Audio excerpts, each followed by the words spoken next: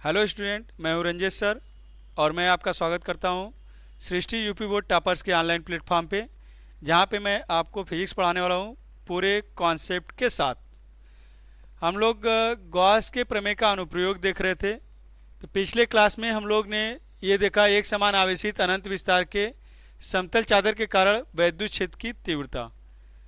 आज हम लोग इस वीडियो में देखेंगे एक समान आवेशित चालक गोले के कारण वैद्युत क्षेत्र की तीव्रता। यहाँ पे चालक गोला बोला जा रहा है, मतलब ये ठोस होगा। इससे पहले गोली कोस का बताया गया था, ये ठोस गोले का है। आप लोग ये मत समझिएगा कि दोनों एक ही है। वह गोली कोस था, मतलब अंदर से खोखला था, और ये ठोस गोला है। तो ये ठोस गोला धातु का या कोई चालक है जो एक समान रूप से आवेशित है। अब इस एक समान रूप से आवेशित चालक के कारण हमें वैद्युत क्षेत्र की तीव्रता बतानी है। तो इसके लिए भी दो कंडीशन हम बताएंगे। एक जब बिंदु बाहर स्थित हो और एक जब बिंदु पृष्ठ पर स्थित हो। तो पहला हम लोग देख रहे हैं, जब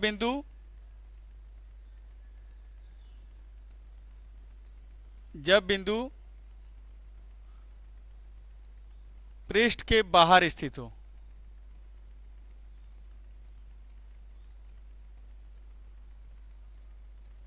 जब बिंदु पृष्ठ के बाहर स्थित हो। पृष्ठ के बाहर स्थित होने का मतलब, हम यहाँ पे अगर कोई बिंदु P ले रहे हैं, ये बिंदु P पृष्ठ के बाहर है, जिसकी केंद्र से दूरी, इसके केंद्र से दूरी है स्मॉल r। ये कैपिटल R आवेशित गोले की त्रिज्या है। कैपिटल R आवेशित गोले की त्रिज्या है और इस आवेशित गोले पर एक समान रूप से आवेश है Q। इस आवेशित गोले पर एक समान रूप से आवेश है Q और इसके केंद्र से R दूरी पर कोई बिंदु P है। ये बिंदु P इस गोले के पृष्ठ के बाहर स्थित है। इसी बिंदु P पर हमें वैद्युत क्षेत्र की तीव्रता बतानी है और गॉस का प्रमेय प्रयोग करके। तो यहाँ पे R is greater than capital R। यहाँ पे जो R है, ये R is greater than capital R। R is greater than capital R का मतलब जो बिंदु P है पृष्ठ के बाहर स्थित है। तो हमने पिछली कक्षाओं में बार बार बताया है कि किसी बिंदु पर वैद्युत क्षेत्र की तीव्रता बतानी है और गॉस का प्रमेय प्रयोग करना है, तो पहले उस बिंदु P से होकर जाने वाला एक गॉसियन पृष्ठ खींचना पड़ेगा। क्योंकि गॉस का प्रमेय हम तभी लगाएंगे जब एक गॉसियन पृष्ठ खींचेंगे और गॉसियन पृष्ठ के अंदर आवेश को दिखाया जाएगा। इसीलिए हम लोग पहले इस बिंदु P से होकर जाने वाला एक गॉसियन पृष्ठ खींच रहे हैं, जो कि इस आवेश के चारों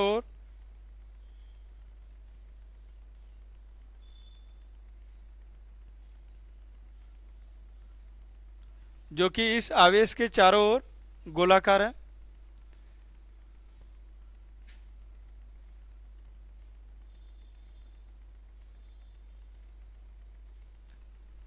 तो हम लोग पहले बिंदु P पर एक छोटा सा पृष्ठ लेंगे। जैसा कि बार बार पिछली कक्षाओं में यही चीज बार बार किया जा रहा है कि बिंदु P पर एक छोटा सा पृष्ठ लिया जाएगा और उसके पृष्ठ के क्षेत्रफल सदिश की दिशा पृष्ठ के तल के अवलंबवत बाहर की ओर होगी और ये धन आवेश है। धन आवेश के कारण बिंदु P पर वैद्युत क्षेत्र की तीव्रता की दिशा भी बाहर की ओर। तो ये जो पृष्ठ है, इसके पृष्ठीय क्षेत्रफल सदिश की दिशा पृष्ठ के तल के अभिलंबवत बाहर की ओर, और ये धन आवेश है। तो धन आवेश के कारण बताया भी गया है कि धन आवेश के कारण किसी बिंदु पर वैद्युत क्षेत्र की तीव्रता की दिशा जो होती है बाहर की ओर, मतलब आवेश से दूर। यहाँ पे E और D दोनों सेम डायरेक्शन में है, इसलिए थीटा का मान 0 डिग्री। थीटा का मान 0 डिग्री। अब हम लोग पहले इस बिंदु P पर जो DA पृष्ठ है उससे होकर गुजरने वाला वैद्युत फ्लक्स निकालेंगे। फिर उसके बाद पूरे गॉसियन पृष्ठ, ये जो गॉसियन पृष्ठ है, इस पूरे गॉसियन पृष्ठ से होकर गुजरने वाला वैद्युत फ्लक्स निकालेंगे।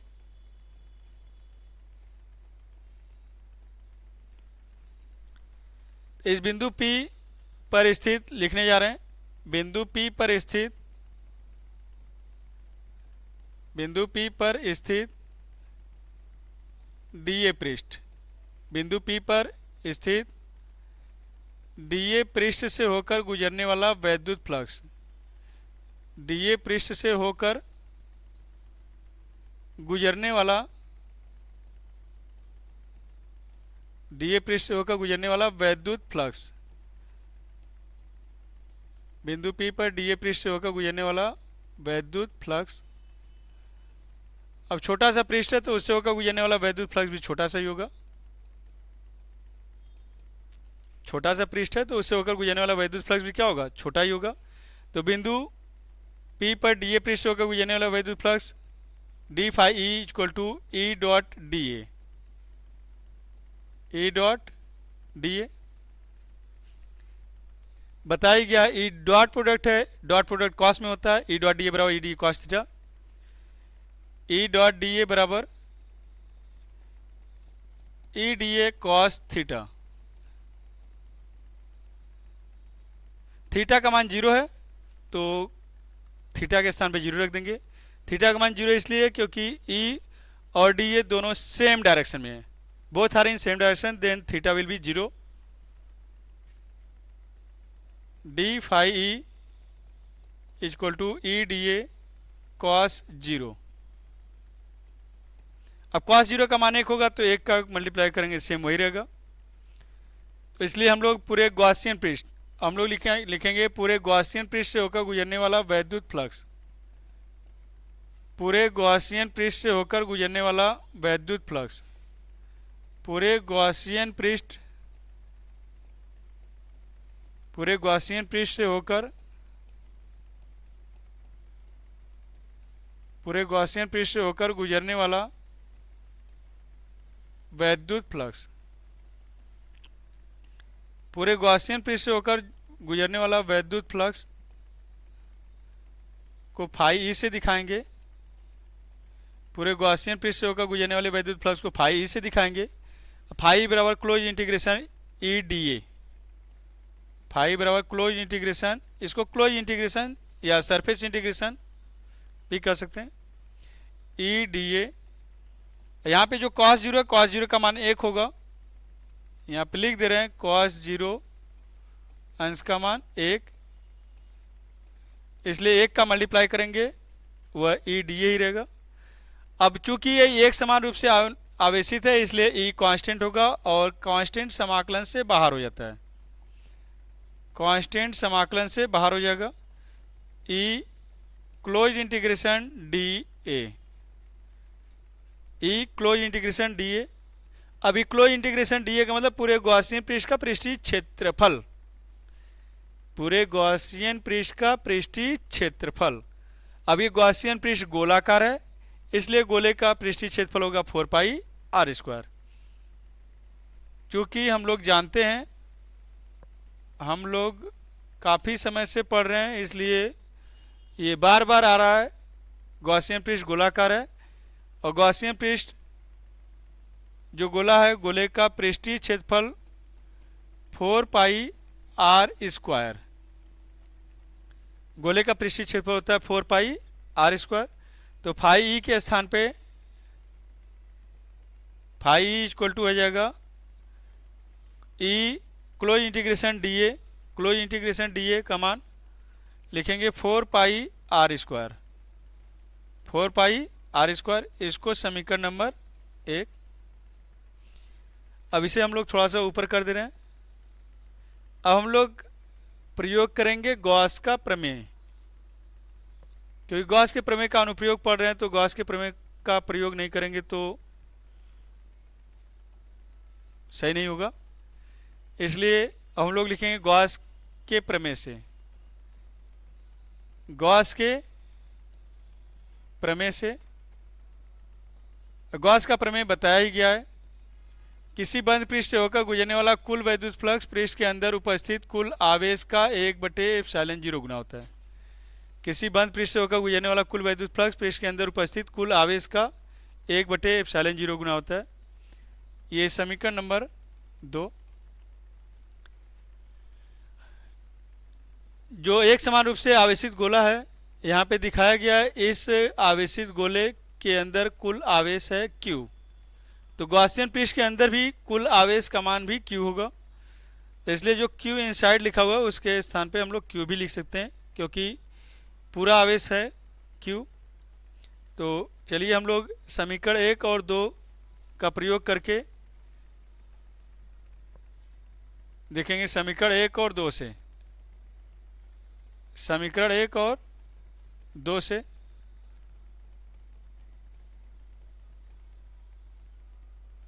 ये भी फाई है, ये भी फाई है। ये फाई सूत्र के द्वारा निकाला गया और ये फाई गॉस के प्रमेय से। तो दोनों इक्वल होने चाहिए। E into 4 pi R square equal to Q upon epsilon 0। अब E का मान निकालना है तो ये बटे में चला जाएगा। तो E equal to 1/4 pi epsilon 0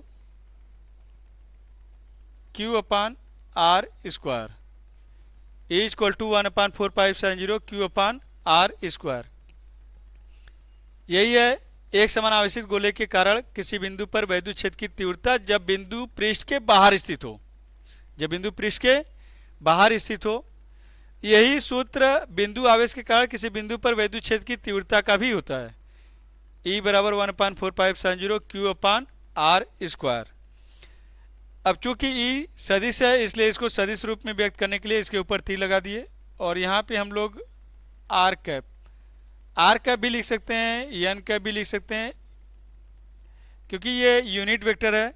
इसका मल्टीप्लाई करने पर इसके मान में कोई परिवर्तन नहीं होगा, केवल यह सदिश को बताता है। ये हो गया जब बिंदु बाहर स्थित था तब के लिए। जब बिंदु बाहर पृष्ठ के बाहर स्थित था तब के लिए वैद्युत क्षेत्र की तीव्रता का सूत्र हो गया। सेकेंड कंडीशन जब बिंदु पृष्ठ पर स्थित हो। जब बिंदु पृष्ठ पर स्थित हो। जब बिंदु पृष्ठ पर स्थित हो। जब बिंदु पृष्ठ पर स्थित हो। पृष्ठ पर स्थित होने का मतलब R equal to capital R। जब बिंदु पृष्ठ पर हो, स्थित हो, तो पृष्ठ पर स्थित होने का मतलब जो ये बिंदु P यहां पे लिया गया है, अब वह कहां पे आ जाएगा? पृष्ठ पर। वह आ जाएगा पृष्ठ पर। तो ये पृष्ठ पर जो बिंदु P डैश है, इसके लिए स्मॉल आर और कैपिटल आर दोनों क्या हो जाएंगे? इक्वल। तो सूत्र सेम वही रहेगा, बस स्मॉल आर के स्थान पर कैपिटल आर लिख दिया जाएगा। सूत्र सेम वही रहेगा, केवल स्मॉल आर के स्थान पर कैपिटल आर। यहाँ पे जो स्मॉल आर है उसके स्थान पे हम लोग कैपिटल आर लिख देंगे। E equal to 1/4 pi epsilon 0 Q upon यहाँ पे कैपिटल आर का square. E equal to 1/4 pi epsilon 0 Q upon capital R का स्क्वायर इंटू, अब ये कैपिटल आर का कैप लिखेंगे। ये है जब आवेश नहीं, जब बिंदु P पृष्ठ पर स्थित हो तब उसके लिए वैद्युत क्षेत्र की तीव्रता का सूत्र। एक समान आवेशित गोले के कारण वैद्युत क्षेत्र की तीव्रता का सूत्र जब बिंदु पृष्ठ पर स्थित हो। E equal to 1/4 pi epsilon 0 Q upon R। ये कैपिटल आर आवेशित गोले की त्रिज्या है और ये स्मॉल आर गोले के केंद्र से बिंदु के बीच की दूरी है। दोनों सूत्र एक ही जैसे हैं, लेकिन ये आर का मतलब अलग है, इस कैपिटल आर का मतलब अलग है। कैपिटल आर का मतलब है, यहाँ पे आप लोग देख लीजिए, ये आवेशित गोले का त्रिज्या है और स्मॉल आर है गोले के केंद्र से बाहर स्थित बिंदु P के बीच की दूरी है। तो ये सूत्र आपको एक जैसा लग रहा होगा, लेकिन इनका अर्थ अलग अलग है। तो इसे थोड़ा सा शॉर्ट कर दिया जा रहा है।